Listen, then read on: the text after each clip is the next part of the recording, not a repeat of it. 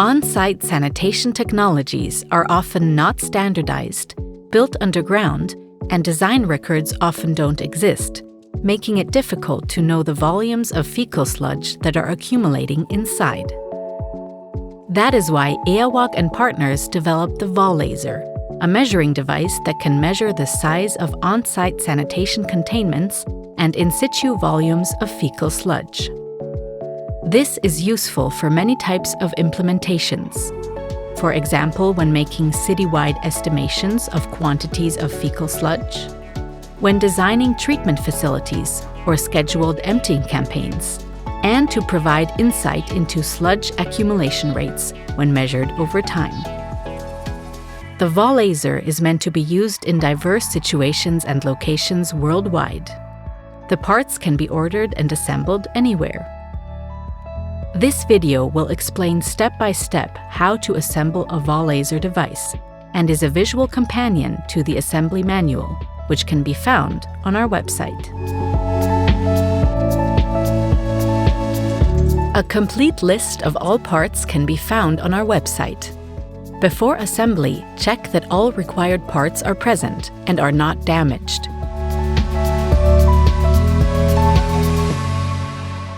Check that the 3D printed parts are the correct size. And check that the laser and cables are all 5 volts.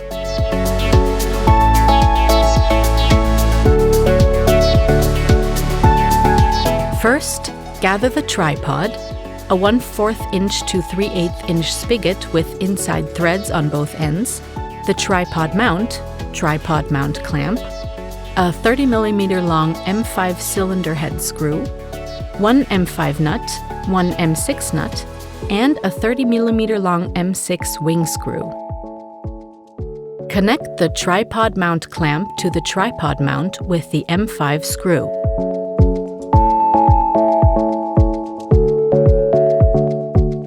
Close the screw with an M5 nut, but not too tight because the clamp should still be able to move.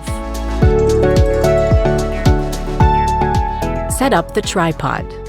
Screw the 3/8 inch side of the spigot onto the tripod.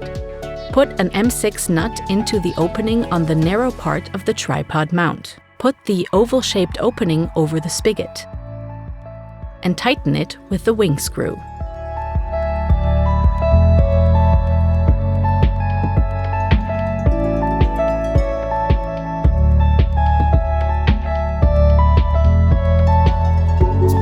Gather the metal rod, the quick release, the tube fastener, a 30 mm long M5 screw, and an M5 nut. At 23 mm from each end of the tube, drill a 6 mm diameter hole in the tube, all the way through, facing the same direction.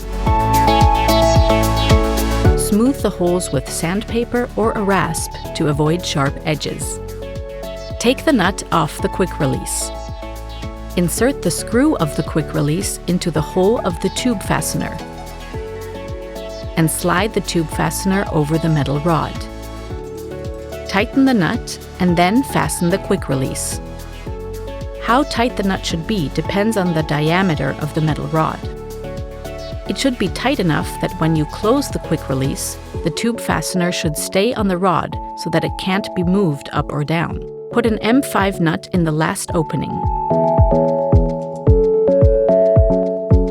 Hang the rod in the tripod mount clamp with the quick release above the mount, and close the tripod mount clamp with a 30 mm M5 screw.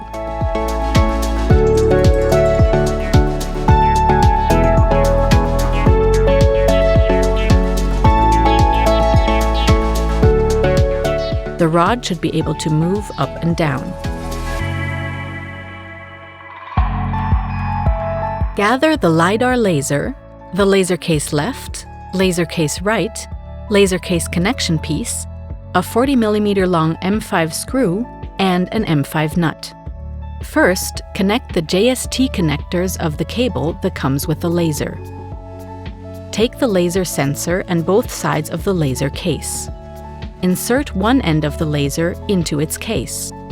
Then, twist the cable once so that there is a loop in the cable, following the groove of the laser case. This is needed to reduce tension on the cable while the laser case moves. While holding the loop in place, close the laser case. Make sure the cable is not in front of the screw hole. Insert the cable through the hole in the laser case connection piece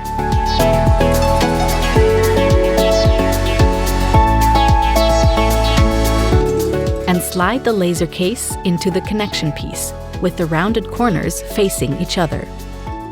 Attach the connection piece to the laser case with a 40mm M5 screw and M5 nut. The M5 nut fits exactly into the hexagonal opening.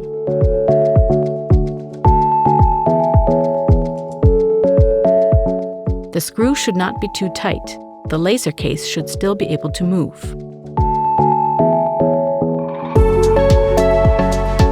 Take the phone connection cable and the laser sensor in its casing.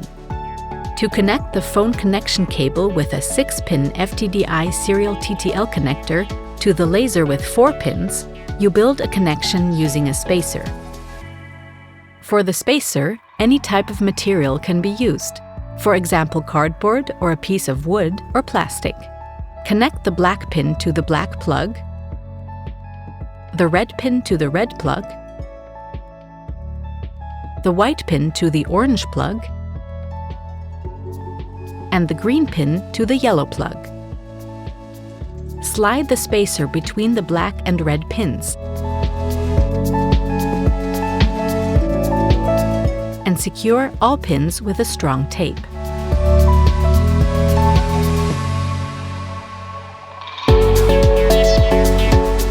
Wrap electrical tape or heat shrink around this connector and the JST connector so that both are joined securely and protected against movement and moisture.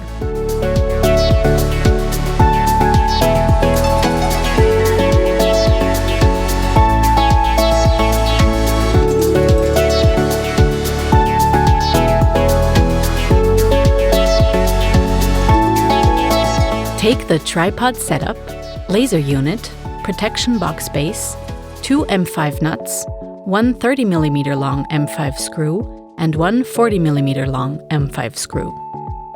Insert the USB-C cable into the metal rod from the bottom until it comes out at the top. Attach the laser case connection piece to the rod with a 30mm M5 screw and M5 nut.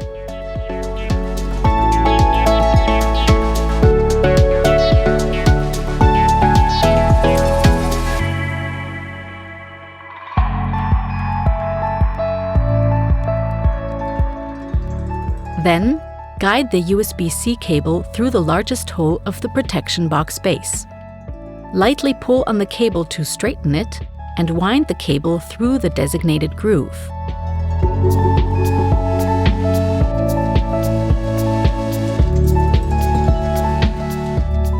Attach the protection box base to the rod with a 40mm M5 screw and M5 nut. Screw head on the outside, nut on the inside of the protection box base. Don't tighten it too much.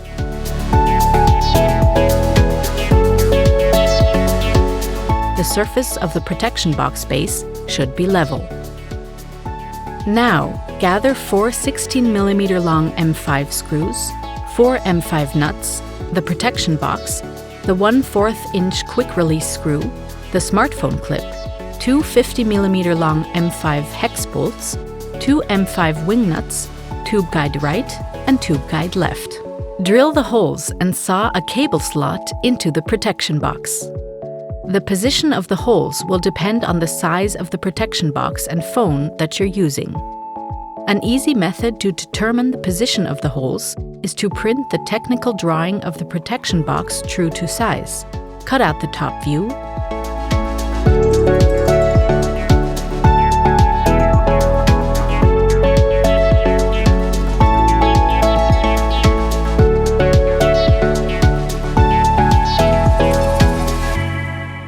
determine the position of the holes according to the size of the smartphone you're using, and then mark the position of the holes with a marker onto the protection box.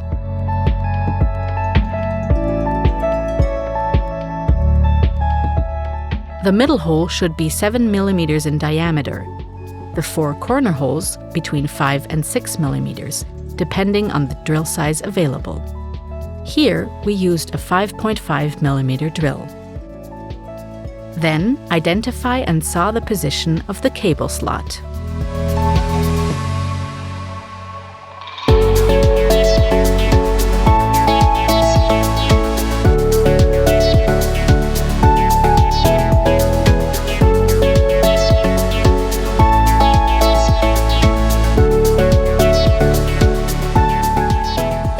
Add the quick-release screw from the bottom of the protection box base to the top in the designated slot. Add the protection box on top through the 7 mm center hole and screw the phone clamp onto the quick-release screw.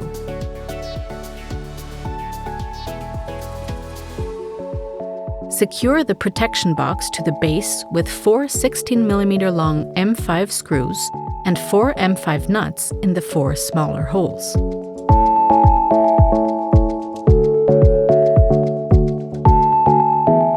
Take the left and right tube guides. Insert the 2 50 mm hex bolts in the designated hex slots. Place the ribbed surfaces on either side of the center shaft of the tripod so that the guides hold the metal tube in place. Start by slightly tightening the front bolt with a wing nut. Then tighten the second bolt with a wing nut. Continue alternately tightening both wing nuts until the tube guides hold the tube in place, but don't restrict the rotation of the tube.